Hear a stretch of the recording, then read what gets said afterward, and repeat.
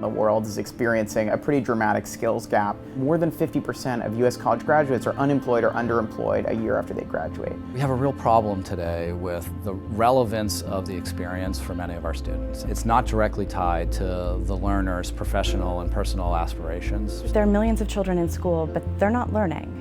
One of the biggest opportunities in education over the next 5 to 10 years is the changes in delivery that we've seen, where every individual will be able to access individualized education for them without relying on traditional institutions. So really it's up to the individual to frame their own education now. The student too often is the last constituent that's taken into account. There's such a strong emphasis on teaching to the test that some of these softer skills, which are foundational for success on the test, are seen as somehow less important.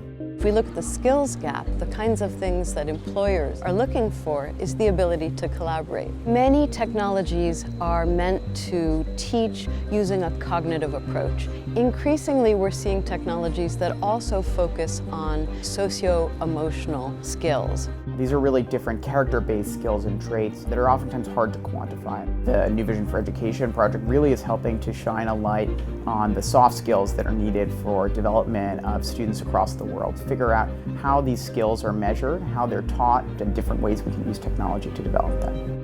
There's part of knowledge that you cannot actually put in digital format because it will be part of the learning process of meeting someone. And that part will be the one that will differentiate you from other people.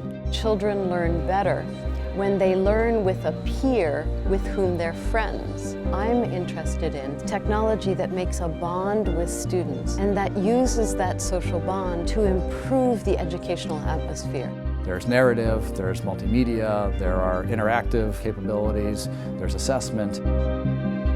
The question today is how do we use all this available knowledge to develop new ventures and to create new jobs? What we are doing now in Brazil is going to the human resource department, the companies, so we can matchmaking with the course that we provide, like how to work in groups, creativity, project management, soft skills.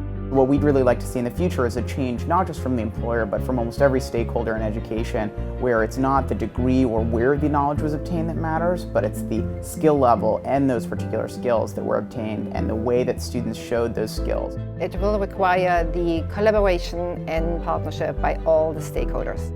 That only is possible with a very powerful leadership. Enabling more students to go through higher education is just a social benefit that's incredibly important. The new generation will be much smarter.